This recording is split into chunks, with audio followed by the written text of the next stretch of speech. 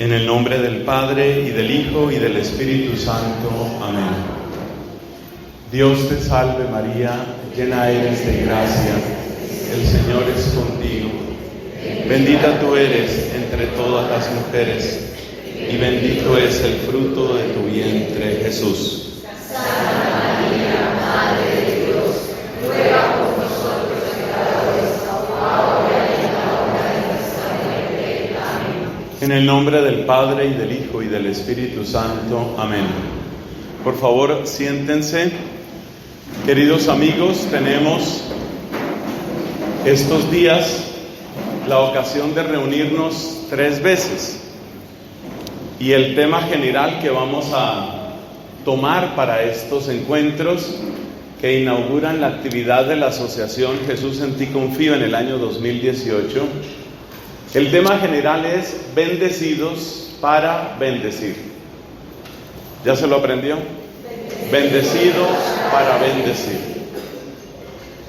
Vamos a conocer entonces, mientras terminamos de apagar los celulares, vamos a conocer entonces lo que significan las bendiciones y las maldiciones. Es un tema más profundo de lo que parece, y te vas a dar cuenta de que es profundamente liberador. Realmente muchas personas sienten que sobre su vida pesa una tristeza, una especie de maldición, y continuamente la gente como que ya se considera condenada. Yo ya soy así, mi familia ya es así, siempre ha sido así, eso ya no va a cambiar. A medida que vamos conociendo la fuerza de las bendiciones de Dios, nos damos cuenta que el mismo Dios que con una palabra creó el universo, con una palabra puede restaurarte. La fuerza de la bendición de Dios está muy presente en esa frase del Evangelio: una palabra tuya bastará para sanarme, bastará para sanarme. Y la verdad es que una palabra le bastó a Cristo para cambiarle la vida a mucha gente. Cristo, con una palabra de perdón, con una palabra de sanación, con una palabra de misericordia, con una palabra de vocación, cambió para siempre la vida de muchas personas. Recordemos brevemente algunos casos. Hace poco aparecía en la Sagrada Escritura la situación de aquel hombre leproso que le dice a Cristo: si quieres, puedes limpiarme. Y Cristo dice una palabra, y esa palabra es quiero. Y el quiero de Cristo es más fuerte que la lepra. Esto es muy importante, porque cuando uno lo va conociendo, y sobre todo cuando uno lo va creyendo, uno se da cuenta que no hay ninguna condena pesa sobre los que creen en Cristo. Y si nosotros entramos de corazón en el terreno de la fe, empezamos a ver cómo las murallas que nos parecían imposibles van cayendo, porque la fuerza de Él así lo realiza. Esa es la fuerza que tiene este tema. Por eso es tan importante acercarnos a las bendiciones, pero también entender cómo es ese tema de las maldiciones. Entonces hoy nos centramos en eso: bendiciones y maldiciones en la Sagrada Escritura. Bueno, ¿qué encontramos en la Escritura? Para ponerle orden a esto, que siempre nos gusta tratar de hablar con orden, lo mejor es tener un cuadernito, como tienen algunas personas. Hay gente que vino sin con qué escribir, pienso que son prodigios de memoria. Gente que tiene una retentiva impresionante. Está bien, eso es admirable. Otras personas con su celular en silencio utilizan alguna aplicación. Siempre lo recomiendo, ustedes ya me conocen. ¿Por qué lo recomiendo? Porque la predicación importante no es la que digan mis palabras. La predicación importante, hermanos, es la que el Espíritu Santo, junto con mis palabras, más allá de mis palabras, te va poniendo en el corazón. Y por eso, cuando tú tomas algunos apuntes, muchas veces una frase, una palabrita que vas soltando, que vas dejando plasmada en ese papel, esa palabra puede ser la que puede restaurar tu vida, la que puede cambiar tu historia. Así que es una palabra que debes recibir con mucha atención. Bueno, ya sabemos que tenemos nuestros apuntes. ¿Y qué es lo que vamos a hacer para desarrollar nuestro tema bíblico del día de hoy? Para ponerle orden, vamos a hablar de 3 principios, 4 ejemplos y 5 contrastes. Así de sencillo, o sea que son 12 elementos cognitivos que vamos a tratar en esta predicación. Repito, 3 principios, 3 grandes principios sobre este tema de las bendiciones en la Biblia. Después 4 ejemplos y después 5 contrastes. 3, 4 y 5. De manera que quienes tienen toda esa memoria que ya dijimos, pues pueden ayudarse con ese recurso mnemotécnico. 3, 4 y 5. 3 principios, 4 ejemplos, 5 contrastes. ¿Cuáles son los 3 grandes principios que debemos tener en cuenta para tomar en serio este tema de las bendiciones? Porque es que hay un problema, y es que a veces no tomamos en serio lo que Dios quiere hacer con nosotros. No tomamos en serio la palabra del Señor. Entonces, para tomarla en serio, 3 principios. Primero, la palabra revela el ser. La palabra revela el ser. Jesús lo dijo en el Evangelio: de lo que abunda el corazón, habla la boca. Y eso es así. Observa una persona, pasa unas horas o un día con una persona y fíjate cuáles son los temas de los que habla. Los temas de los que habla la persona, eso es lo que tiene en su corazón. Lo que se revuelve en su corazón, lo que se pasea por el corazón, termina saliendo a la boca, termina volviéndose palabra. Por eso la palabra es siempre revelación. La palabra revela el ser. Los temas de los que tú sueles hablar declaran cuáles son los amores, cuáles son los miedos, cuáles son los recursos en los que tú crees, cuáles son las esperanzas que tú tienes.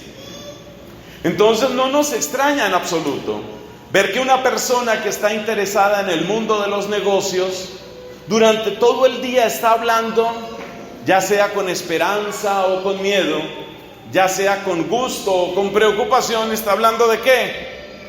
De plata, está hablando de dinero, está hablando de negocios, porque eso es lo que tiene en su corazón, eso es lo que le interesa, ese es el único tema de su conversación. La persona que tiene un corazón sucio, un corazón marcado por la obscenidad, por la vulgaridad, no pasa mucho tiempo sin que se le salga una palabrota, no pasa mucho tiempo sin que se le salga el chiste vulgar, la alusión de doble sentido, porque eso es lo que lleva adentro. La verdad es que todo empieza en el corazón, y así lo dice Cristo. Cristo dice en el Sermón de la Montaña: no es lo que viene de fuera lo que hace impuro al hombre, es lo que sale de dentro. Y por eso también la Escritura nos advierte: por encima de todas las cosas, guarda tu corazón, porque en él están las fuentes de la vida. Efectivamente, de los pensamientos y sentimientos de nuestro corazón brotan las palabras, y luego de las palabras, ¿a qué pasamos? A las obras. De manera que el peor de los crímenes, el más cruel, el más horripilante que te puedas imaginar, siempre empezó en un corazón. Y de ese corazón, después de adueñarse de ese corazón, se volvió estribillo en las palabras de esa persona, y después se volvió acciones. De manera que la palabra es reveladora. Toda palabra es revelación. Y de alguna manera, toda revelación es palabra. Bueno, cuando hablamos de los seres humanos, sabemos que lo que pueden decir nuestras palabras es muy diverso. Hay personas que del tesoro de su corazón bueno sacan cosas buenas. Otras personas de su corazón podrido sacan frutos podridos, porque es lo único que tienen. Cuando nosotros hablamos del Señor, cuando nosotros hablamos de Dios, debemos decir que su palabra, que no es otro sino Cristo, es el que nos revela el ser de Dios. La palabra de Dios nos revela el ser de Dios. Así como la palabra que tú dices nos cuenta quién eres tú, qué te gusta, qué amas, la palabra de Dios revela el ser de Dios. Y la palabra de Dios es Cristo. Y Cristo nos revela al Padre.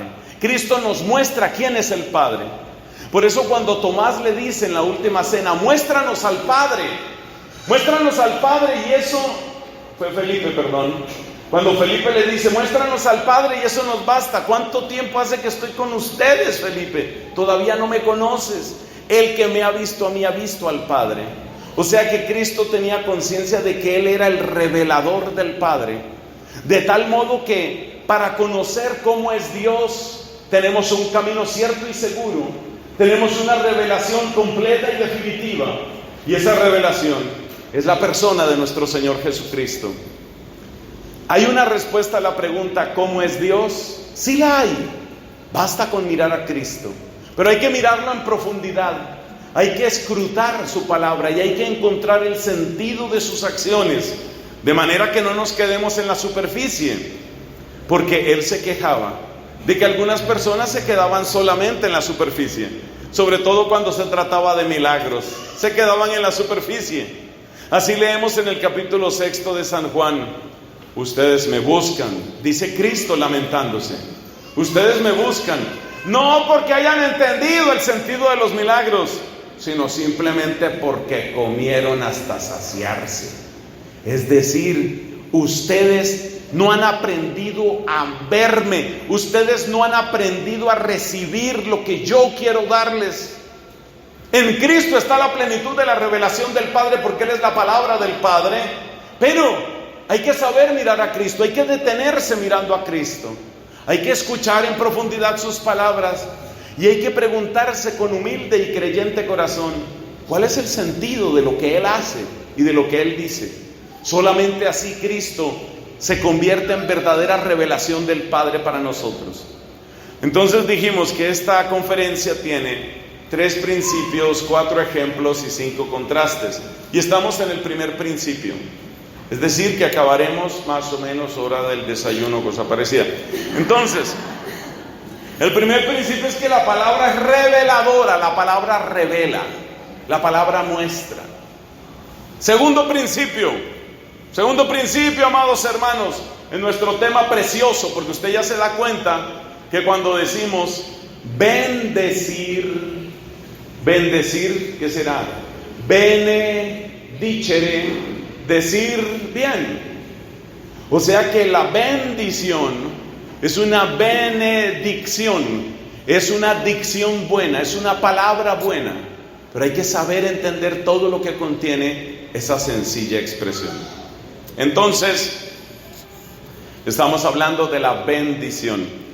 Primer principio, la palabra reveladora. Segundo principio, decía Santa Teresa de Jesús, las palabras de Dios son obras. Las palabras de Dios son obras.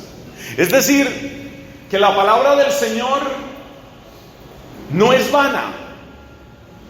Las palabras humanas lamentablemente son vanas muchas veces. Te amo, siempre te amaré. Eso me lo dijo hace 7 meses, pero hace una semana me dejó. ¿Qué quiere decir eso? Que las palabras son vanas. Ese siempre te amaré. ¿Cuál siempre te amaré? Ni que nada. Vaya que le cambian el pañal y luego vuelven. Es decir, la palabra humana es vana. Y eso produce una profunda tristeza. Una tristeza que se va acumulando en el corazón, una tristeza que no sale del alma. El sentir que tantas personas nos engañan, el sentir que nosotros muchas veces prometemos y no cumplimos, El sentir que personas que eran nuestra referencia, nuestro modelo, nuestros líderes, con los que nos entusiasmamos un día, nos traicionan. El sentir que las personas que deberían llevar por delante las banderas de la coherencia, la pureza, la santidad, caen. Ese es el dolor que muchas personas tienen cuando están decepcionadas de la iglesia, particularmente por los pecados de nosotros los sacerdotes. Las palabras humanas resultan vanas muchas veces, pero hay una palabra que no cae. Lo dice el profeta Isaías: así como la lluvia y la nieve descienden y no vuelven al cielo sin realizar su cometido, así será la palabra que sale de mi boca. No volverá a mí vacía, sino que cumplirá mi encargo. La palabra de Dios no vuelve vacía a los cielos. La palabra de Dios hace su obra. La palabra de Dios es poderosa. Y es poderosa porque llega hasta el fondo, como dice la carta a los Hebreos. La palabra de Dios es como espada de doble filo que penetra hasta las junturas del alma. La palabra de Dios llega profundamente, y porque llega profundamente y porque nadie puede detenerla, por eso obra. Si esto te resulta un poco difícil de entender o incluso de creer, date cuenta que hay uno que sí lo sabe con claridad. Se llama el demonio. El demonio sabe con claridad que si tú escuchas la palabra de Dios, la palabra hará de ti una persona diferente. ¿Te acuerdas la parábola del sembrador? Y recuerdas todas las estrategias que utiliza el demonio para que la palabra no llegue a ti. Lo primero que hace el demonio es tratar de llevársela inmediatamente. ¿A través de qué? A través de impedimentos físicos, a través de distracciones, a través de excusas, a través de olvidos. Por eso uno tiene que poner todo de su parte para que no se pierda la palabra. Decía San Agustín: así como no toleramos que un pedazo de la Eucaristía caiga al suelo y sea profanado, así no debemos permitir que ninguna palabra de las que Dios nos ha dado, se pierda. Por eso tenemos que estar muy atentos, porque la primera estrategia del demonio, ¿cuál es? Que se te olvide. Y por eso yo insisto una y otra vez desde hace años, traten de guardar en su memoria, vuelvan a escuchar las predicaciones, tomen apuntes. ¿Por qué? Porque no quiero que le hagas el juego al demonio, porque quiero que la palabra cale profundamente en ti. Segunda estrategia del demonio: no, resulta que sí tomaron sus apuntes, resulta que sí se acuerdan de lo que se hizo. Entonces me falló esa estrategia. A ver, ¿qué haré? A ver, ¿qué hacemos? Entonces el demonio tiene una segunda estrategia. La segunda estrategia es que aceptes la palabra, pero de una manera completamente superficial, como lo que ya mencionamos de Cristo, que denunciaba a Cristo. Ustedes se quedan en el nivel del milagrito, ustedes se quedan en el nivel de la sanación y la sola sanación. Ustedes se quedan únicamente en el nivel de que este tipo multiplica panes. Buen negocio, podríamos ir miti. Yo pongo unos panes, él los multiplica, los vendemos, mitad y mitad las utilidades. Entonces la gente se queda en la superficialidad. La superficialidad es: voy a Dios cuando me conviene. La superficialidad es: voy a Dios para que me ponga un parche. Esa es la superficialidad. Simplemente un parche. No para que gobierne mi vida, no para que cambie el rumbo de mi historia. Eso lo manejo yo como a mí se me dé la gana, pero él que me ponga un parche. Entonces me siento un poco depri. Estoy ligeramente depri. ¿Qué debo hacer? Entonces voy donde Dios para que me alegre. Me siento enfermo, voy donde Dios para que me sane. Y así sucesivamente. Pero son parches, mis hermanos, simples parches que ponemos a nuestra vida. Y esa es segunda estrategia del demonio, según la parábola del sembrador: que la palabra no cale en nosotros. Problema: la persona es inteligente, la persona estaba atenta, la persona dejó que la palabra penetrara profundamente en su ser. Entonces el demonio dice: a ver, ¿y ahora qué hacemos? ¿Qué hacemos? Entonces, ¿qué hace? Empieza a llenarte de ocupaciones y de zarzas y muchas cosas que tienes que hacer. Te llena de actividades, te llena de exigencias. Y en medio de esa baraúnda de supuestos deberes, muchos de los cuales no son indispensables, se te va escapando lo importante a través de los dedos de lo urgente. Entonces hay muchas cosas que por supuesto tienen alguna importancia, pero no son las más importantes. Y el demonio quiere que tú les des demasiada importancia. Entonces, por ejemplo, hay personas que se concentran en una obsesión. Voy a ser tan bonita como lo permita el juego. Entonces la persona se empieza a concentrar en ser bonita, y tengo que ser bonita, y tengo que ser saludable, y tengo que estar fit, de donde viene la palabra fitness. Si usted no sabe lo que es eso, anda mal en la vida, según el tiempo actual. Uno tiene que estar fit. No vaya a decir fit, porque acuérdese que en inglés hay esos dos tipos de pronunciación. Entonces, estar fit es estar en forma. Tengo que estar en forma. Entonces la gente se concentra, tengo que estar en forma, y además tengo que hacer dinero, y además tengo que hacer un posgrado, y además tengo que. Y hay una Biblia en tu habitación, y esa Biblia se va llenando de polvo, y llega un momento en el que esa Biblia ya ni siquiera se ve, está sepultada bajo una montaña de polvo, ya no te habla. Es decir, las zarzas te envolvieron, las muchas cosas que tenías que hacer. ¿Por qué? Porque tenías que ser súper inteligente, súper saludable, súper bonito, tenías que comer bien, tenías que hacer mucho deporte, tenías que cultivar tus amigos, tenías que hacer tu rato de meditación, ojalá mindfulness. Y mientras tú estás metido en todo eso, el sagrario solo, la Biblia sin quien la lea, las Eucaristías con 4 o 5 personas de la era jurásica.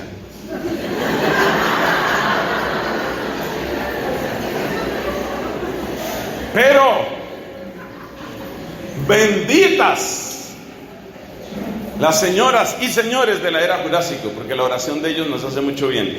Entonces fíjate que, ¿qué estamos diciendo con todo esto? Que el demonio sabe muy bien, el demonio tiene muy claro tiene, que si tú llegas a escuchar a fondo la palabra de Dios, serás una persona nueva. Eso lo tiene clarísimo el demonio. Por eso lucha tanto contra la palabra, para que estés distraído, para que estés confundido, para que seas superficial, para que estés agobiado, que vivamos agobiados. Todo el mundo anda agobiado, estresado, tenso. Todos andan tensos. Entonces el demonio dice, voy a poner un consultorio de masajes. Todo el mundo anda tenso. Entonces la gente anda tensa. La gente no tiene tiempo para recibir la palabra, porque la palabra de Dios es eficaz. Por eso nos dice la carta de Santiago: tengan paciencia mientras llegan las lluvias tempranas y tardías, porque la palabra de Dios es como esa lluvia, y Dios tiene eficacia, pero Dios también tiene paciencia, y Dios sabe que contigo toca así y conmigo peor. Entonces Dios poco a poco nos va empapando. Tú riegas de la tierra, la fecunda sin medida. Qué hermosura como Dios va trabajando en nosotros y hace de nosotros personas nuevas. Entonces llevamos 2 principios. Primer principio, la palabra revela. Segundo principio, la palabra de Dios es eficaz. Por eso dice la carta a los Hebreos, Él sostiene el universo con su palabra poderosa. Tercer principio, porque son 3 principios y luego son 4 ejemplos. Bien, ganó puntos. ¿Se da cuenta que si hay gente con memoria? No todo el mundo es como ustedes, vean. 3 principios, 4 ejemplos, 5 contrastes. Bueno, allá se cayó un contraste. Bueno, entonces, tercer principio: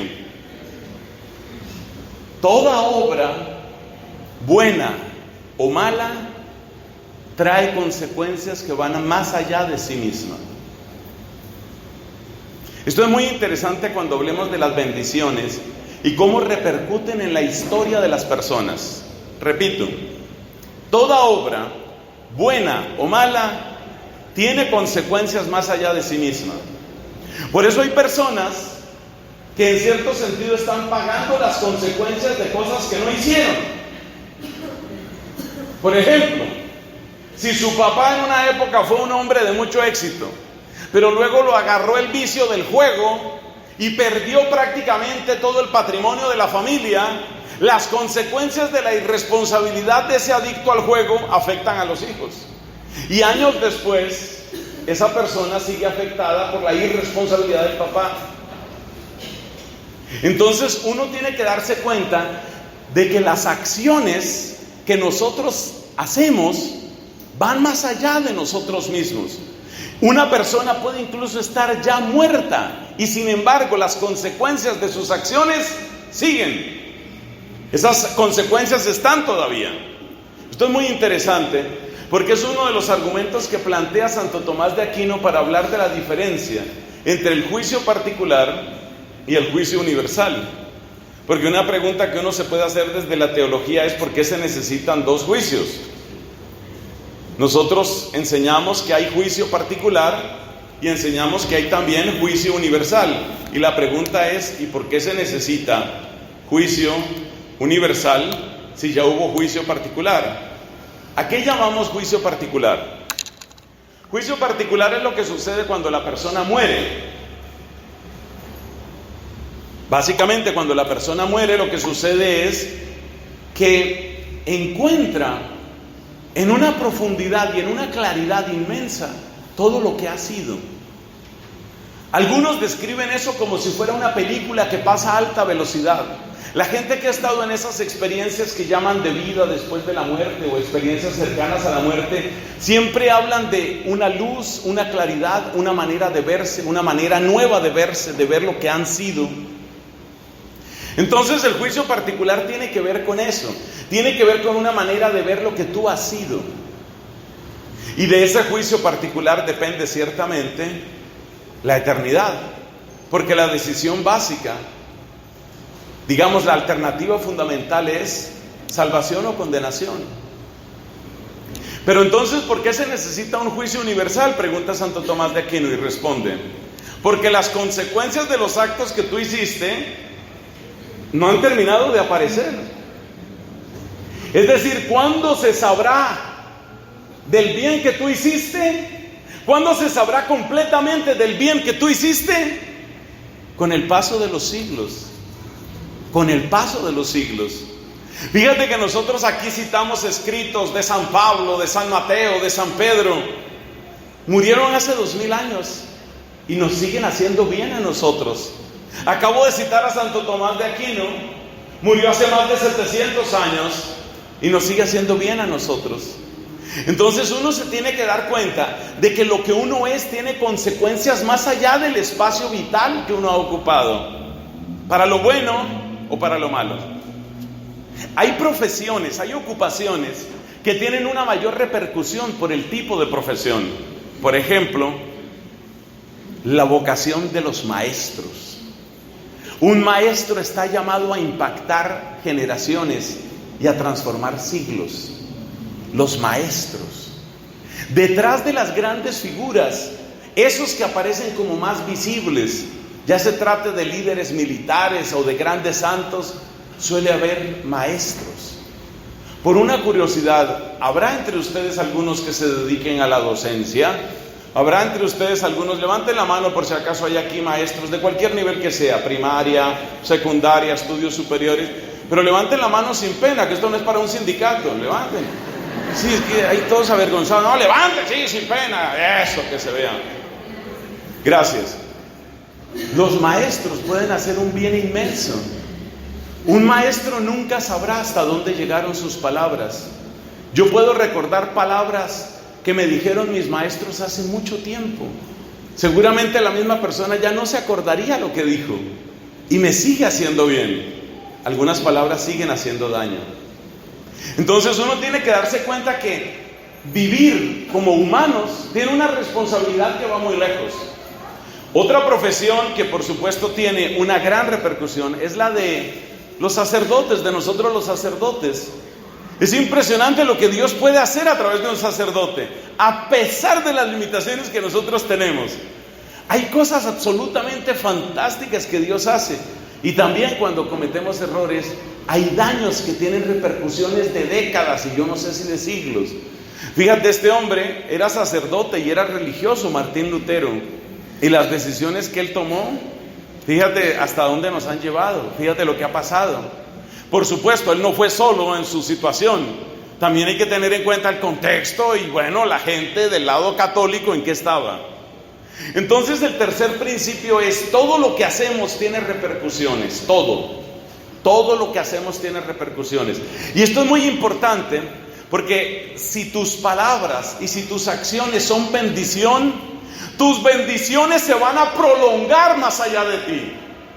O sea que tú puedes volverte una bendición para generaciones y generaciones. Pero entonces vendrá la pregunta: ¿y con respecto a las maldiciones sucede también lo mismo? Vamos a ver luego la diferencia que hay entre bendiciones y maldiciones, porque no son exactamente simétricas. No es lo mismo la fuerza de la bendición que la fuerza de la maldición, y lo vamos a demostrar con el testimonio de la Sagrada Escritura. Entonces, en concreto, nuestros tres principios, ¿cuáles son? Primero, que la palabra revela el ser. Segundo, que la palabra de Dios es eficaz. Y tercero, que toda acción tiene repercusiones más allá de nosotros mismos. Ahora recordemos algunos ejemplos. Dijimos que íbamos a citar 4 ejemplos que nos muestran 4 momentos en los que Dios bendijo a la humanidad. 4 momentos en los que expresamente, además de la bondad que ya hay en la creación, Dios bendijo a la humanidad entera. Estos momentos son importantes. Yo quisiera que ustedes los escucharan como el que come algo delicioso y lo saborea, porque es muy necesario, hermanos, es muy necesario en este mundo de confusiones y a veces de oscuridades y de tristezas y de ansiedad. Es muy necesario que tú sepas que sobre ti, hermano querido, hay bendiciones que Dios ha pronunciado, y esas bendiciones son eficaces según los principios que ya hemos explicado, y esas bendiciones a través de ti pueden llegar a muchas otras personas. Vamos a citar solo 4 ejemplos a través de 4 personajes de la Biblia. El primero de ellos es Noé. La situación, según nos la presenta el Génesis, por allá en el capítulo 7, la situación de la tierra, la situación de la humanidad no podía ser peor. Qué espantosa situación la de la humanidad. Llega el momento, como apareció en la Santa Misa de uno de estos días pasados, llega el momento en el que leemos estas palabras tan tristes: y le pesó a Dios haber creado al hombre. Porque la depravación, la corrupción, la mentira, la crueldad, la envidia, todo tipo de iniquidad pululaban en la tierra, de tal manera que lo que Dios había querido como un jardín se había convertido en un basurero de las peores suciedades. Y entonces dice la Escritura: le pesó a Dios haber creado. Qué cosa tan dramática, qué cosa tan dura. Le pesó a Dios haber creado. Pero es importante ver que a través de ese mar de iniquidad, los ojos de Dios encuentran en quién posarse: Noé y su familia. Y por eso Dios llama a Noé para que sea el comienzo de una nueva creación, para que sea el comienzo de una nueva etapa, una etapa definitiva. Y cuando pasa el diluvio, Dios bendice a la tierra y Dios les dice: crezcan y multiplíquense. Es decir, Dios renueva la bendición del comienzo. Nosotros estamos bajo esa bendición. Esa bendición nunca ha sido contradicha por Dios. Mira que pongo mi arco en el cielo. Mira que pongo mi arco en el cielo, dice Dios, refiriéndose al arco iris, que ese es el uso correcto del arco iris, no unas porquerías que están haciendo en nuestra época. Mira que pongo mi arco en el cielo, no volveré a destruir la tierra. Crezcan, multiplíquense. Entonces, Hay una fuerza de bendición de Dios, una fuerza de bendición a la que tú puedes apelar. ¿Para qué estoy yo en esta tierra? Para crecer y para ser fecundo. Por supuesto, la fecundidad única, prácticamente única que conoce el Antiguo Testamento es la fecundidad física, biológica, tener hijos. Luego vamos a ir descubriendo a través de la viudez de Ezequiel, a través del celibato obligatorio de Jeremías, a través de la vida penitente de Juan Bautista y sobre todo a través de la virginidad de María y de Jesús, vamos a descubrir otras formas de fecundidad. Pero lo que debe quedar claro es que ya desde Noé hay una fuerza de bendición que está sobre ti. Estás llamado a crecer, estás llamado a no detenerte. Parece increíble retroceder todos estos siglos hasta la época en que la historia se vuelve casi leyenda y entender desde esas historias antiquísimas, entender que brota una bendición que nos alcanza a nosotros. Estamos llamados a crecer, estamos llamados a ser fecundos, estamos llamados a multiplicarnos. Multiplícate, multiplícate, haz que muchos puedan creer lo que tú crees, haz que muchos puedan sonreír como tú sonríes, haz que muchos puedan abrazar como tú abrazas, haz que muchos puedan llevar el fuego que tú tienes. Esa es la bendición del multiplicarse, esa es la bendición de la fecundidad. Y esa bendición, hermanos, esa bendición no ha sido destruida, esa bendición está viva. Y está viva para que tú la hagas tuya. Esa bendición está ahí para que tú la reclames y para que tú digas: yo quiero que esa bendición sea mía. Yo quiero crecer. Crecer, ¿qué es? Llegar a mi plenitud. Y yo quiero multiplicarme. Para muchas personas eso significa tener hijos. No es el único camino. Yo quiero multiplicarme, ¿qué quiere decir? Quiero ser fecundo. Quiero ser una huella de bondad que atraviese los siglos. Quiero que cuando yo me muera, no muera todo de mí. Qué lindo es. Que cuando yo me muera, no muera todo de mí. Eso es hermosísimo. La bendición de Noé está sobre ti. Dios no la ha quitado. Y tú estás llamado a crecer y a multiplicarte, porque la bendición de Noé está activa en tu vida. Si tú la quieres creer, si tú la quieres recibir, si tú la quieres hacer tuya. Segundo ejemplo. Pues por supuesto la bendición de Abraham. La bendición de Abraham. Dios bendice a Abraham y Dios convierte a Abraham en una bendición. En ti serán bendecidas todas las razas de la tierra, todas las naciones de la tierra. Abraham recibe la fuerza de la bendición de Dios. Abraham se da cuenta de que ha sido escogido para poder invocar al Dios verdadero. Porque hay que decir algo, y es que después de Noé, ese Dios que había hablado con tanta claridad a Noé, aunque siguió bendiciendo, parece que se hubiera quedado en silencio. Y por eso tenemos que esperar, según el relato bíblico, siguiendo la lógica del relato bíblico, tenemos que esperar mucho tiempo hasta llegar a Abraham. Y Abraham recibe un privilegio, y el privilegio es: tú sabes quién es Dios, tú sabes quién es tu Dios. Es decir, lo más grande de Abraham es que Abraham entra en una relación personal con el Dios verdadero. En medio de la baraúnda, en medio de la confusión, en medio de la cacofonía de tantos y tantos dioses, Abraham ha recibido el don de unos oídos capaces de reconocer la voz del Dios Altísimo. Esa es la gran bendición. Esa es la gran bendición. Y esa bendición Abraham la transmite, Abraham la pasa a sus hijos. Por eso ustedes ven que cuando Abraham se va a morir, bendice, llama a Isaac y lo bendice especialmente y le da esa bendición. Y esa bendición, ¿qué es? La fuerza de la palabra de Abraham, que se une a la fuerza de la palabra de Dios, para que también Isaac tenga la experiencia de saber quién es el Dios vivo. Entonces, ¿cómo es la bendición de Abraham? Si yo pudiera explicar esto, ayúdame, Señor. A ver, vamos a tratar de explicarlo de esta manera. Ha sucedido a veces que hay un papá que ha tenido una experiencia fuerte de Dios, una experiencia hermosa, fuerte. Quizás está casado con una mamá que también ha tenido una experiencia fuerte y bella de Dios.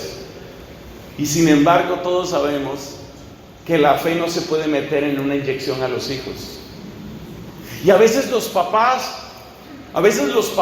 las mamás sienten, porque tienen esa convicción de Dios en su corazón, yo cómo hiciera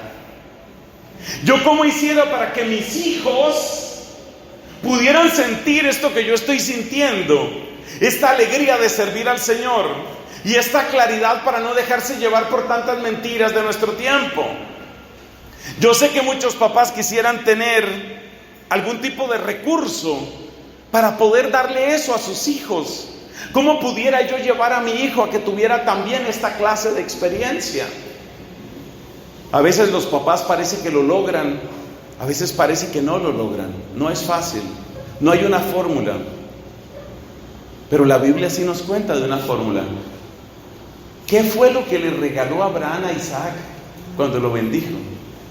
Le regaló la capacidad de reconocer al Dios verdadero, la capacidad de tener una relación personal con el Dios verdadero como la había tenido Abraham.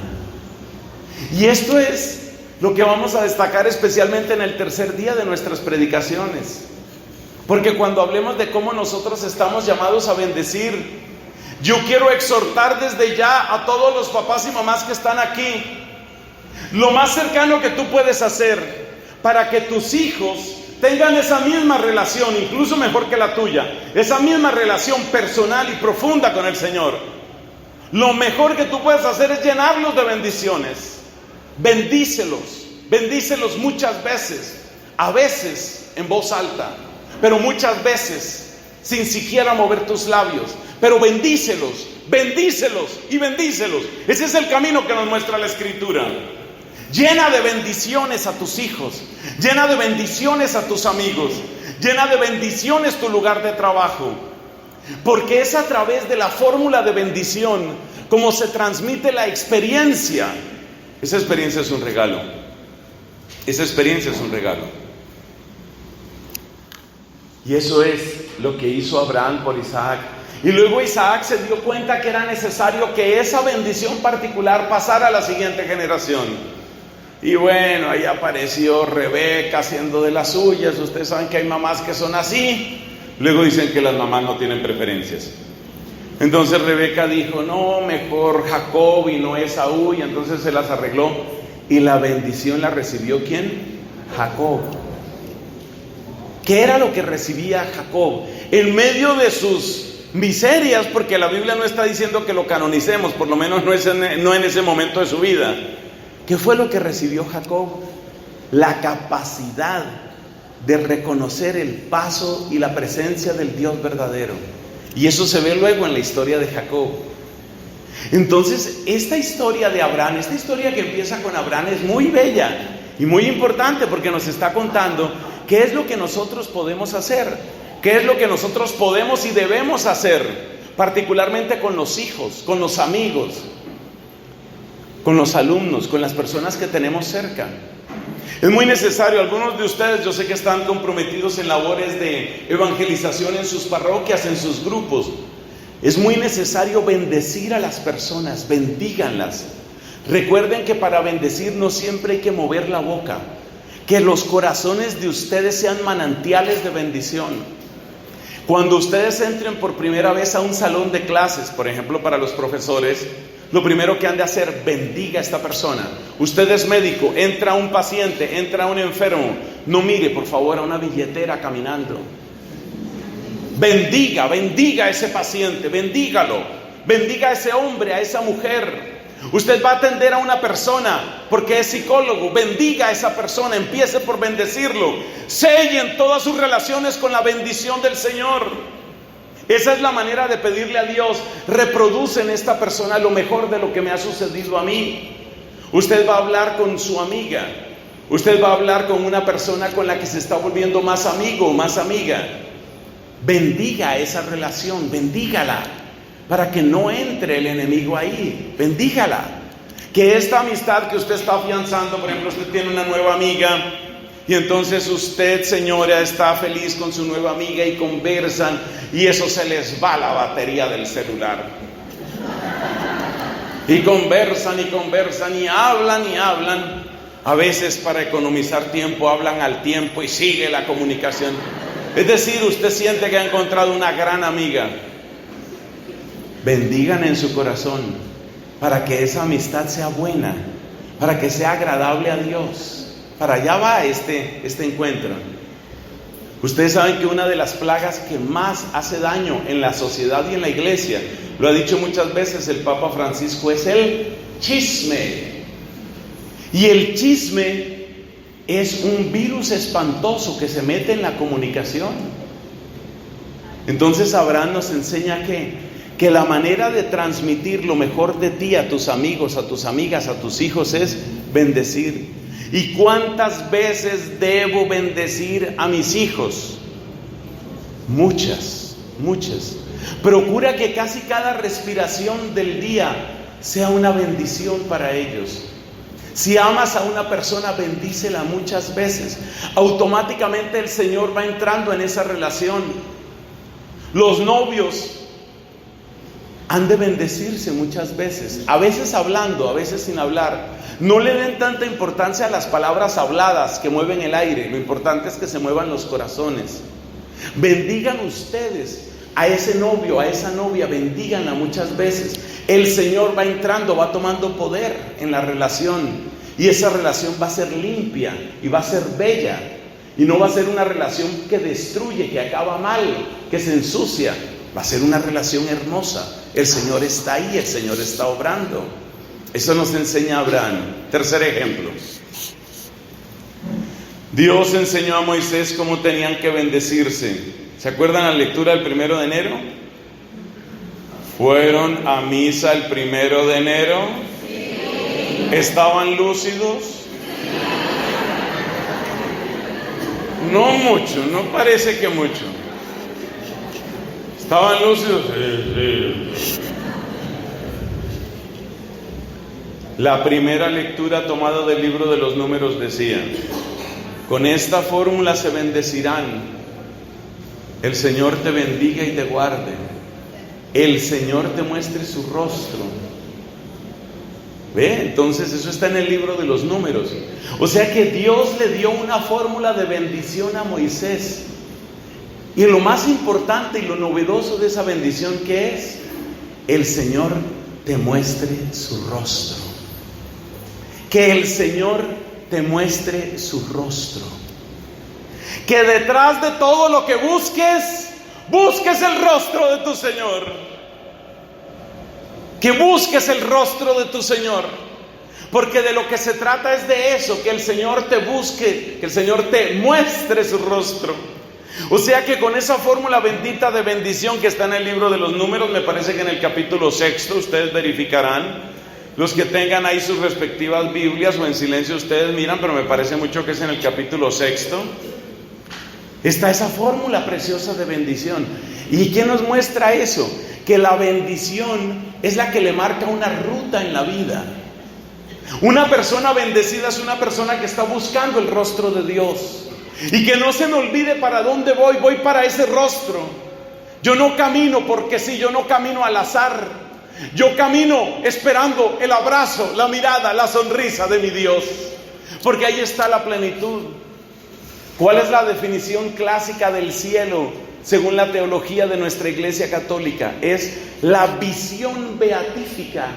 Es decir, es el ver que da felicidad. Es el ver a tu Creador, a tu Redentor y tu Santificador. Es encontrar el abrazo de ese Papá Dios. Entonces, ¿cuál es el propósito de la bendición según la Biblia? Fíjate lo que estamos aprendiendo. El propósito de la bendición es sembrar en ti un deseo. Digo mejor, despertar, renovar, encender más y más en ti el deseo del rostro de Dios. De manera que todo lo que hagas, busques el rostro de tu Señor. Que no se te olvide buscarlo a Él. Si tú estás buscando en todo el rostro del Señor, nadie te puede hacer ni demasiado pobre ni demasiado rico. Incluso si te quitaran las personas, que todas las perderemos, incluso si te quitaran las personas que amas, por supuesto eso duele, y hay que hacer los duelos respectivos, y eso nos devasta. Pero incluso si perdieras las personas que más amas, no dejarás de buscar el rostro de Dios. Y si encontraras las personas más extraordinarias, por ejemplo, encuentras ese príncipe azul, por fin un hombre que tiene buen gusto. Si encontraras ese príncipe azul maravilloso, es posible que tú digas, como dicen algunas mujeres, no es el tono de azul que yo quería. Bueno, pero si llega el príncipe azul con el tono de azul que tú querías, no vas a ser demasiado rica porque haya llegado ese príncipe, porque ese príncipe todavía no es el rostro de la madre. Y tu hijo, ay, esos hijos, y las mamás miran a los hijos y siempre dicen, no porque sea mi hijo, no porque sea mi hijo, pero realmente es que esos cacheticos que tiene ese niño. Bueno, ni los cacheticos templados de tu hijo, ni el rostro precioso de tu niña o de tu novia, nada te hará olvidar para qué fuiste bendecido. ¿Para qué fui bendecido? Para que se renueve en mí el anhelo del rostro, el anhelo del rostro. Mira, esto da tanta libertad, pero tanta libertad. Porque a veces yo miro a las personas, por ejemplo, que quisieran tener pareja, porque hay una serie de personas que obstinadamente, no quiero tener pareja, quiero mi pareja, quiero casarme, así me muera de eso, quiero casarme. Gente terca. Mira, entre los que quieren casarse y los que no quieren casarse hay muchas diferencias. Entre los que quieren y los que temen, y los que no pueden y los que no quieren, hay muchas diferencias. Pero cuando pensamos en la fuerza de la bendición, no hay tanta diferencia. Porque casados o no casados, con hijos o sin hijos, la eternidad no va a ser ver a ese hombre, ver a esa mujer, verla por los siglos de los siglos, por los siglos de los siglos, de los siglos de los siglos, de los siglos. Si nada más uno se da cuenta entre los esposos que se ponen a verse y verse hasta que dice, ¿y usted cuándo se va a operar esa verruga? Entonces, hombre, todo lo humano cansa. Todo lo humano cansa, todo. Entonces, ¿qué hay que hacer? ¿Qué es lo que hay que hacer? La bendición te pone la ruta. Yo he sido bendecido para buscar el rostro. Yo he sido bendecido para encontrar el rostro. ¿Eso significa que no quiero a la gente? No, uno sí quiere a la gente. Uno sí quiere a la gente, claro, uno la quiere. Uno quiere a la gente, los que tienen su esposa quieren a la esposa, quieren al suegro, quieren a la suegra, quieren a los cuñados, a todo el mundo quieren. Suponiendo. Entonces,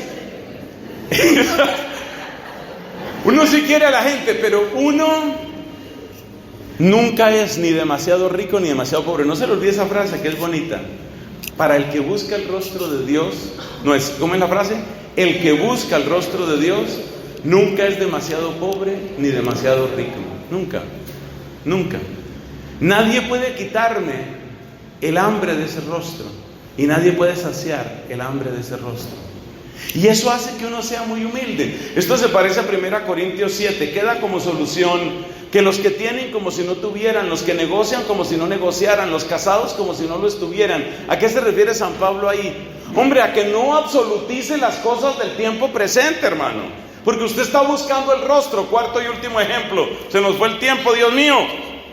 Por supuesto, el último ejemplo es Dios nos ha bendecido en Cristo.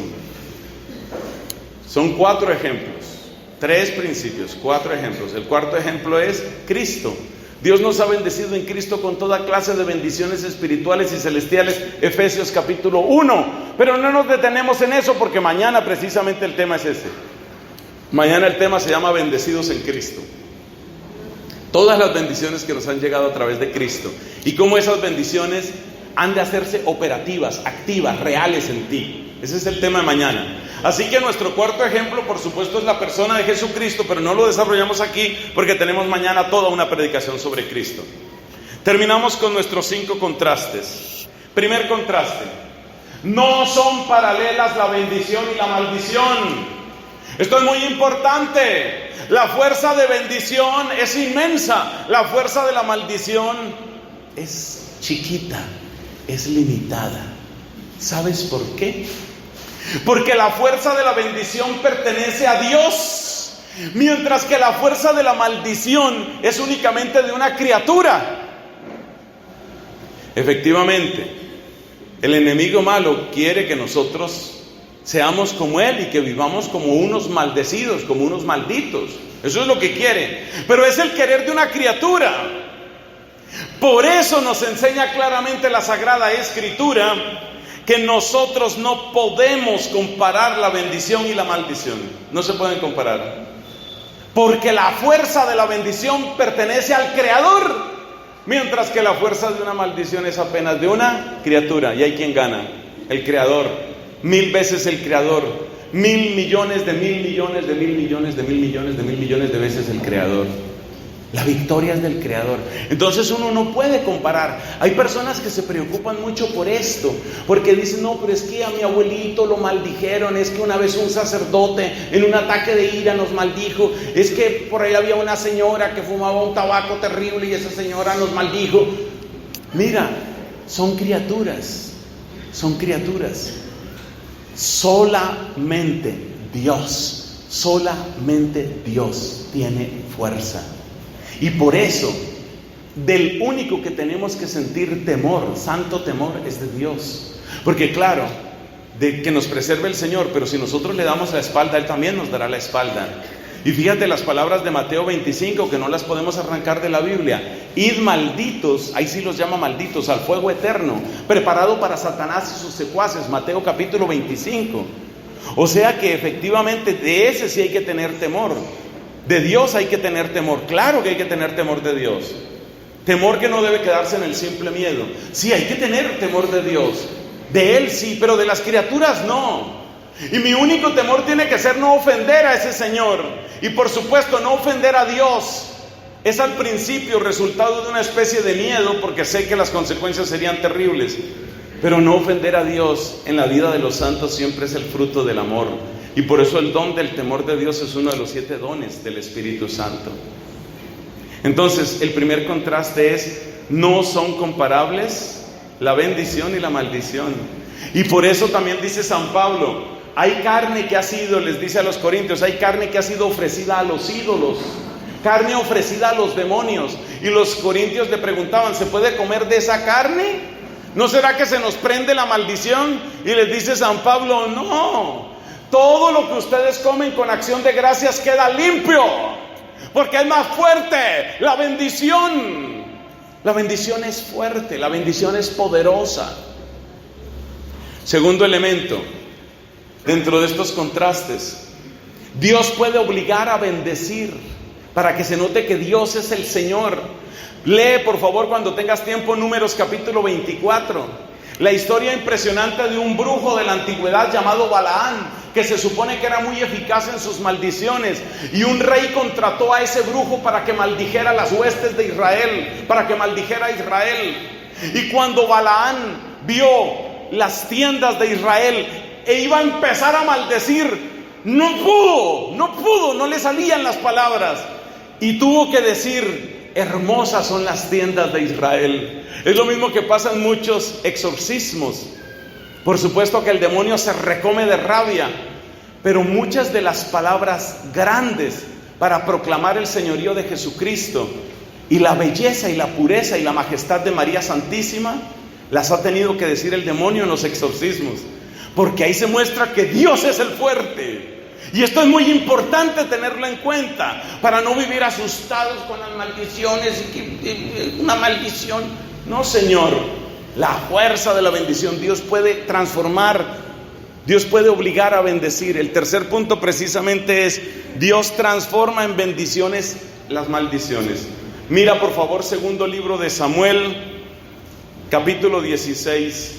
Cómo el rey David fue maldecido por un hombre llamado Semeí.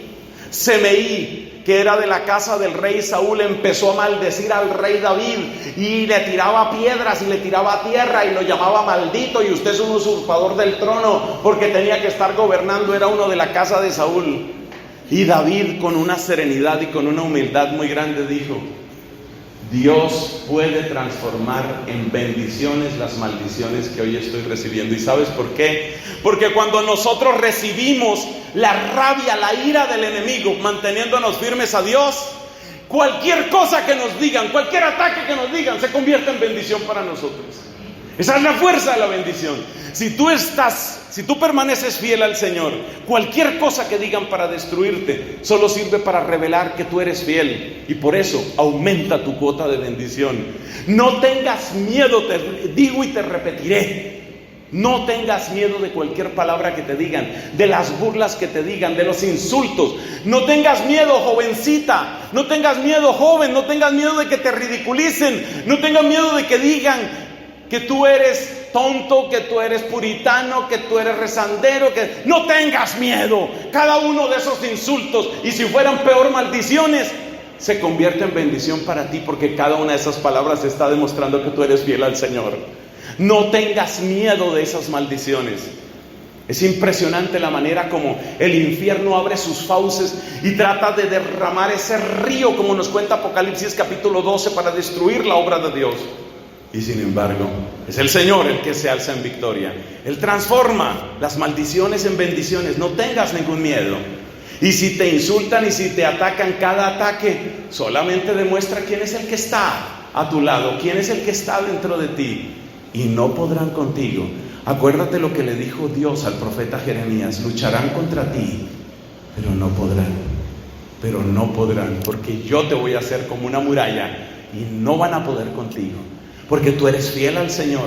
Y cuando eres fiel al Señor, cada palabra de insulto, cada palabra de ridículo, cada palabra de murmuración, cada palabra de calumnia, bendición para ti, bendición para ti.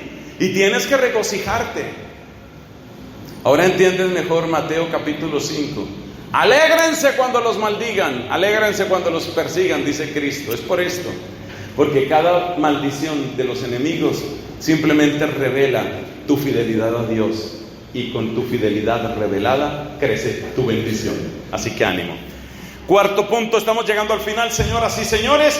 Cuarto punto: Cristo nos enseña a no pagar con la misma moneda. El tercero es que Dios transforma las bendiciones en maldiciones. El segundo es: Dios puede obligar a bendecir, incluso a los que quieren maldecir, como pasa en los exorcismos.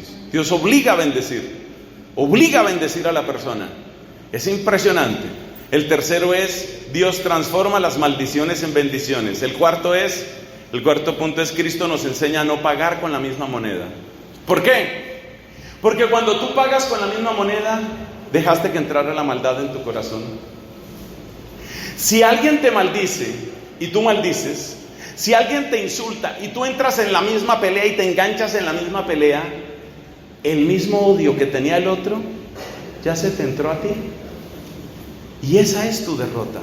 Tu derrota no es el daño que te hagan, tu derrota es el daño que te hagas. Escriba esa frase que le conviene. Tu derrota no es el daño que te hagan, tu derrota es el daño que te hagas. Y el daño que te haces es cuando permites que el odio entre en ti. Ese es el daño. Entonces, que otras personas hagan cosas terribles, pues eso es lo que vemos en las vidas de los mártires. Pero mi daño no es, como es mi derrota, no es el daño que me hagan. Mi derrota es el daño que yo me haga. Y me hago daño en la medida en que, ¿qué?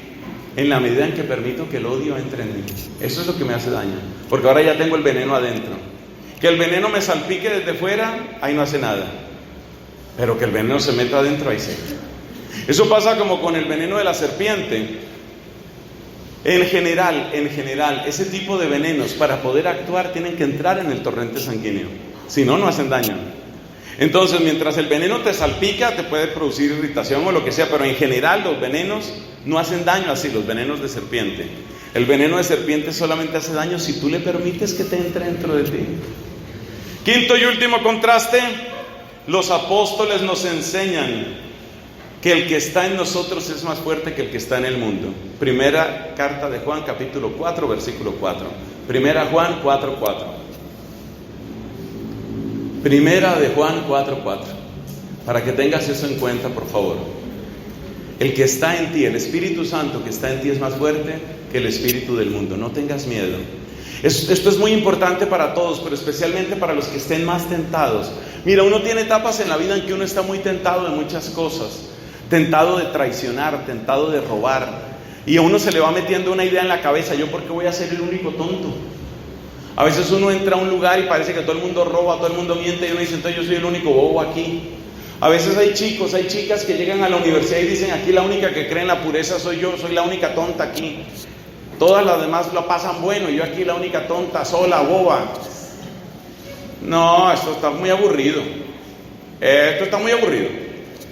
Entonces, el que está dentro de ti es más fuerte que el que está en el mundo, nos enseña la primera carta de Juan.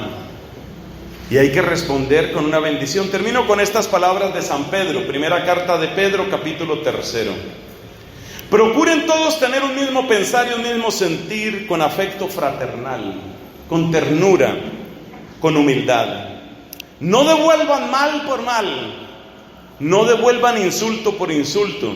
Al contrario, respondan con una bendición, porque ustedes están llamados a heredar una bendición. Una bendición. Gloria al Padre, al Hijo y al Espíritu Santo.